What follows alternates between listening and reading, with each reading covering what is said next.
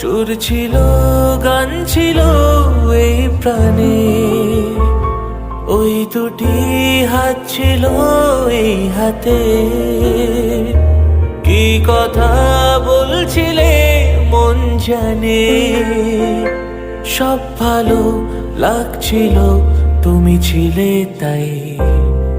মন ছিল মনেরই ছায়াতে, সেই রাতে রাত ছিল পূর্ণিমা, রং ছিল ভাল। ফ্ল্যাশব্যাক।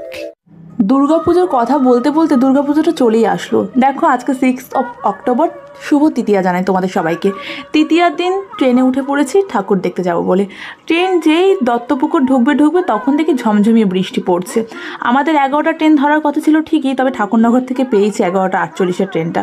বাই দেবে আমাকে সানগ্লাস পরে কেমন লাগছে বলো তো? ভালো লাগছে না? আমার তো ভালোই লাগছে, কিন্তু সানগ্লাসটা আমার জীবনে লং লাস্টিং নয়, এই গ্লাসটাই লং লাস্টিং, যেটা আমার সর্বক্ষণের সাথে তাই সেটাই পরে নিলাম। আর এই যে আমার পাশে যে নায়িকা রয়েছে ওনার জন্য কিন্তু আমরা আগের ট্রেনটা পাইনি, না হলে আরও সকাল সকাল কলকাতা চলে যেতে পারতাম। তা চলে এসেছি এখন বিধাননগরে। কটা বাজে বলো তো ঘড়িতে? ওই দুটো। যে ট্রেনটা উঠেছিলাম না, ট্রেনটা প্রচণ্ড লেট করে। 2টোর সময় বিধাননগরে এসেছি, এখন আমরা যাবো শ্রীভূমি। তোমরা একটা সিনেমাটিক শট এনজয় করো।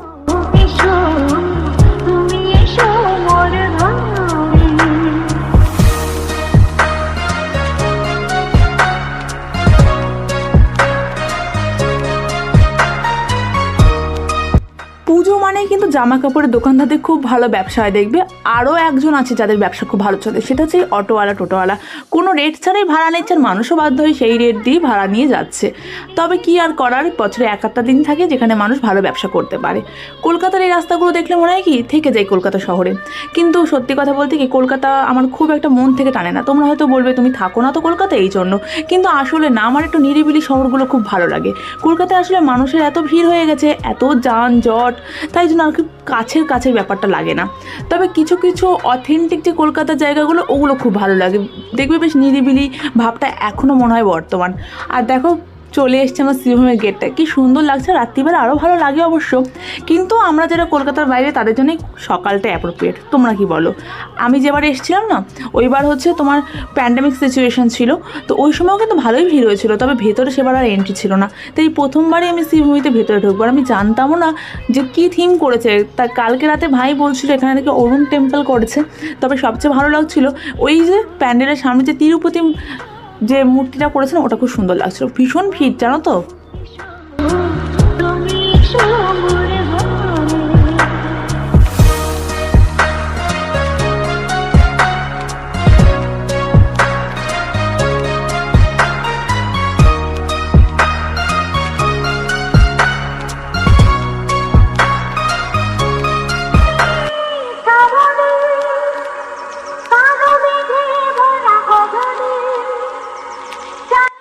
ঘড়ি দেখে মনে 1 মিনিটও থাকতে দেয়নি প্যান্ডেলের ভেতরে, কিন্তু এই মাথা চোখে যে ভেতরে গিয়ে মাকে দর্শন করতে পেরেছে। আমার সবচেয়ে বেশি ভালো লাগছে মায়ের মুখটা, এত সুন্দর না।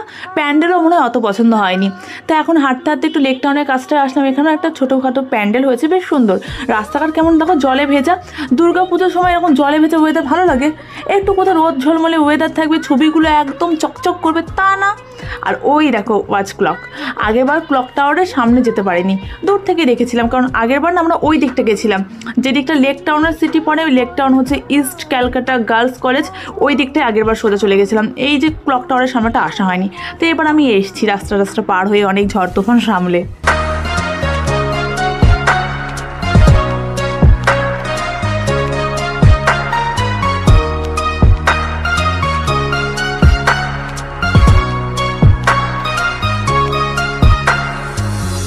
তোমাদের বললাম না যে এই ইস্ট ক্যালকাটা গার্লস কলেজটা যেদিকে, ওই দিকে বেশ কয়েকটা ছোটোখাটো প্যান্ডেলে আমি আগের বার এসে ঘুরেছিলাম। তাই আমি ওদের বললাম যে চল এই ফুটপাতের রাস্তা ধরে যাই। তা যেতে যেতে আবার রিয়ার খিদে পেয়ে গেছে। অবশ্য শুধু ওর একার না, আমাদেরও খিদে পেয়ে গেছে। আর সবচেয়ে বড় বিষয় কী বলতো, ঠাকুর দেখতে গিয়ে পা ব্যথা করে, তাই আগে একটু বসে নিয়েছি। কি আর করার, এখন খাবো। মানে সকালে এসে অনেক আগে খেয়ে এসেছি তো, খাবার হজম হয়ে গেছে। ওরা নিয়েছে এগরোল, আর আমি এগরোল যেহেতু খাই না, তো আমি চাউমিন নিয়েছি। আমার না কাকুকে বলতে একদম মনে নেই যে স্যালাড সস একদম দিও না, আমি খেতে পাই না। এত সস দিয়েছে পুরো টক হয়ে গেছে, তার মধ্যে একটুও ঝাল দেয়নি। কি আর করার, খেয়ে দিয়ে আমরা হাঁটাহাঁটি করিনি, আমরা অটো করে একদম দমদম পার্ক চলে এসেছি। কারণ পুজো মানেই কিন্তু দমদম পার্ক, স্পেশালি নর্থ কলকাতার পুজো। আচ্ছা, তোমাদের কাছে একটা জিনিস জানার আছে, যদি কেউ জানো তো বলবে তো। এই কলকাতাতে দেখো পুজো মানে বিভিন্ন ব্র্যান্ডের না ব্যানার দেওয়া থাকে, তাই এখানে লাইটিং দেওয়া থাকে না। আমাদের ওখানে পুজোতে যেমন বিভিন্ন লাইটের যে পোস্ট, টুনি লাইট টানা, ওরকম তো এখানে দেখছি না। মনে ওই চেন টুনি লাইটগুলোই দেয়, আমি ঠিক জানি না তো, তাই তোমাদের কাছে জিজ্ঞাসা করলাম। তো আমরা এসেছি দমদম পার্কের এই পুজোটা, এটা আগেরবারও এসেছিলাম, আর একটু এটিএমও যাওয়ার কথা ছিল, টাকা তোলার ছিল, এটিএমে ক্যাশ নেই বলে এই পুজোটা দেখতে আসলাম। পুজোটা প্রত্যেকবারই আমি দেখেছি, আগেরবারও দেখেছিলাম। এটা না একটা ট্রেডিশনাল একটা গ্রাম বাংলার থিম তুলে ধরেন, ভীষণ ভালো। দেখো হাতের কাজ করা যে আসনগুলো না, ওই আসন রয়েছে, বিভিন্ন আচারের শিশি রয়েছে, আর এই যে ঠাকুরের দালানটা, এটা আমার দেখে না সেই পুরোনো বাংলা সিনেমার 91 সিনেমাগুলো, ওই ভাইবসটা মনে পড়ছে।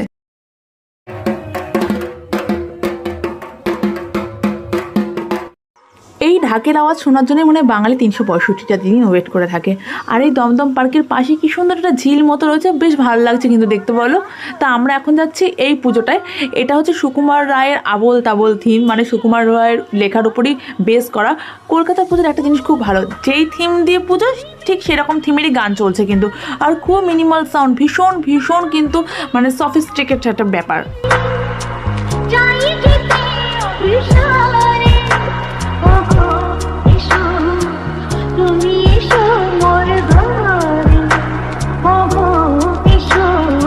ওই পুজোটা দেখিয়ে না একটুখানি আগিয়ে আর একটা পুজো প্যান্ডেল দেখলাম, ভালোই লাইন পড়েছে। একবার ভাবলাম যে লাইন কি দেবো এতখানি কষ্ট করে, তারপর বন্ধুরা সবাই বলেছে লাইনটা দিয়েই নে, খুব তাড়াতাড়ি টেনে যাচ্ছে। দেখা যাক কি এমন থিম হয়েছে যে এত লাইন পড়েছে।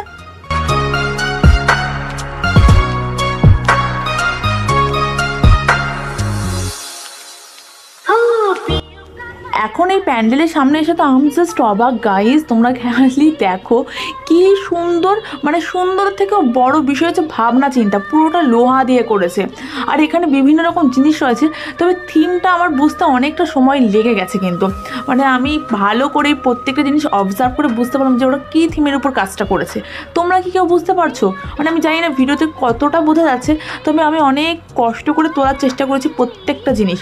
আমি তাও বলে দিচ্ছি, এটা একটা ব্রিটিশ সরকারের যে শাসন ছিল না, ওটাই তুলে ধরেছে। বিভিন্ন সুতার কল রয়েছে, লোহার তৈরি জামা রয়েছে, ব্রিটিশ শাসনটাকে এই প্যান্ডেলটার মাধ্যমে ভিজুয়াল করা হয়েছে। ভীষণ ভালো লাগছে কিন্তু জিনিসটা।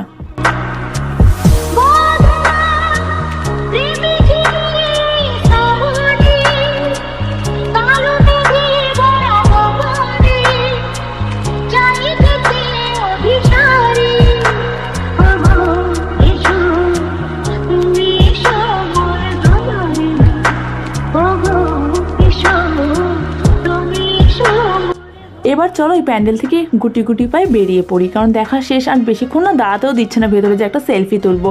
আর আমার বন্ধু বান্ধবীরা কোথায় যে হারিয়ে গেছে বুঝতেও পারছি না। আগে ভাগে কিন্তু বলে দিচ্ছি, আজকে এই পুজোর ভিডিওটা কিন্তু একটুখানি বড় হয়ে গেছে, তোমাদের দেখতে হয়তো একটু সময় লাগতে পারে, তবে তোমরা দেখো। তোমরা যারা এখনও যাওনি কলকাতা, তারা কলকাতা অনেকগুলো প্যান্ডেল দেখতেও পারবে, আর যদি যাও তো তারা আবার দেখবে আমার ভিডিওর মাধ্যমে। আমাদের না আসলে ঘুরে ঘুরে খুব খিদে পেয়ে গেছে, বললাম না সকালবেলা খেয়ে এসে তারপরে চাউমিনটুকু হজম হয়ে গেছে, তাই চলে আসা আর্সেলেন। আগেবার আমি আর্সেলেনে এসেছিলাম, তো এবার আর্সেলেনে এসে আবার দেখলাম যে বুকিং স্লট নিতে হচ্ছে, যে কোন ফ্লোরে যাব। আমাদের 3rd ফ্লোর দিয়েছে, আর নিচটায় রান্না হচ্ছে দেখলে আলুর খোসা ছাড়াচ্ছে। তো 3rd ফ্লোরে যাব বলেও দেখো আমরা 1st ফ্লোরে ঢুকে যাচ্ছি। তাই এই কাকু বললো যে 3rd ফ্লোরেই যাও। আবার 3rd ফ্লোরে যখন অর্ধেক সিঁড়িতে আসলাম, তখন আর এক দাদা বললো যে 1st ফ্লোর চলে যাও। অ্যাকচুয়ালি ওরা নিজেরাই জানে না যে কোন ফ্লোরটা ফাঁকা। আর হ্যাঁ বন্ধুরা, তোমরা কারা কারা পুজো ঘুরতে বেরিয়ে পড়েছো আমাকে কিন্তু জানিও কমেন্টসের মাধ্যমে। আর কারা কারা এখনও বেরোবে ভাবছো, কবে বেরোবে সেটাও আমাকে বলো। দেখো আমি অনেকক্ষণ ধরেই কিন্তু ঘুরছি, আমার মেকআপটা একটু নষ্ট হয়নি। কেন বলো তো, এই মেঘলা ওয়েদারে এটাই কিন্তু ফায়দা। সে রোদ বলে আমি যত চিল্লাচিল্লি করি, কিন্তু মেঘলা ওয়েদারে কষ্ট কম হয়।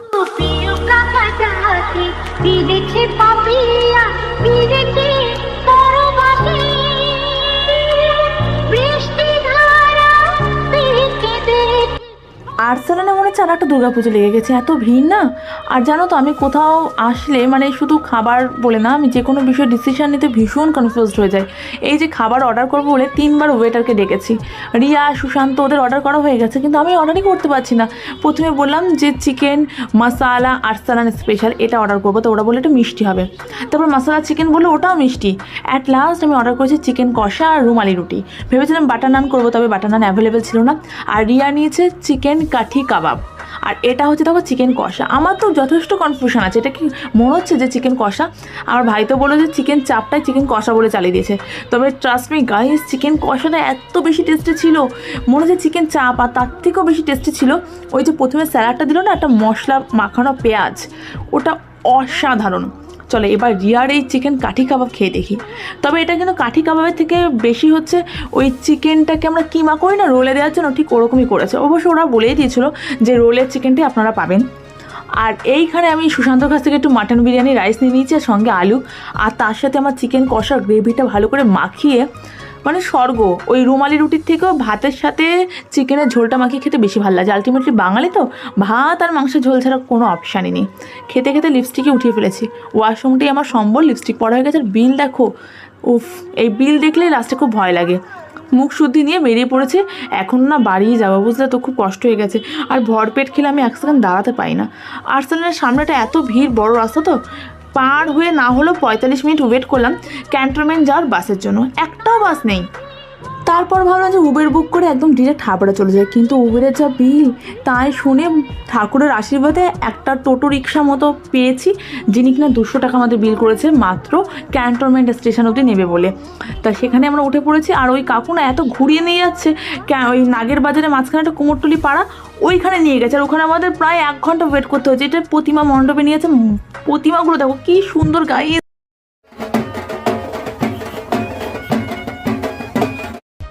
মায়ের মুখখানি দেখে তোমাদের কি জয় মা দুর্গা লিখতে ইচ্ছা করছে? ঝটপট কমেন্টে লিখে ফেলা দেখি জয় মা দুর্গা।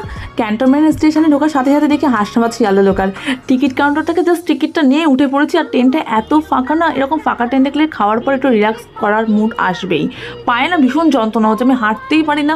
আর তার থেকে বড় কথা, পায়ে ভীষণ ফোসকা পড়েছে নতুন জুতো পরে, জানো তো। দেখো শিয়ালদা চলে এসেছি, অনেকদিন পর শিয়ালদা স্টেশনে আসলাম। ভিডিও যখন করতাম না তখন এসেছিলাম, তাই ক্যাপচার করা হয়নি। তাই এবার প্রথমবার আমি শিয়ালদা স্টেশন ক্যাপচার করছি। একটুখানি লিমকা খেতেই হবে, গলা শুকিয়ে গেছে, এত দৌড়াদৌড়ি করে ট্রেন ধরেছি। তাই আমরা শিয়ালদা থেকে বনগা লোকাল ধরবো, জানো তো। ক্যান্টনমেন্ট থেকে যদি বনগা লোকাল ধরতাম তো রিয়া ভীষণ ভয় পাচ্ছে, ও উঠতে পারবে না বলে। আমি বলছি আমি উঠে যেতে পারবো, তোর জন্য আমাকে আবার শিয়ালদা স্টেশনে আসতে হলো। কিন্তু মেয়েটা ভালো বুদ্ধি দিয়েছে, বেশ ফাঁকায় ফাঁকায় গোবরডাঙ্গা চলে এসেছি। গোবরডাঙ্গা লোকালে এবার বাড়ি যাবো। চলো বাই, কেমন লাগলো ভিডিওটা জানাতে ভুলো না, লাভ ইউ।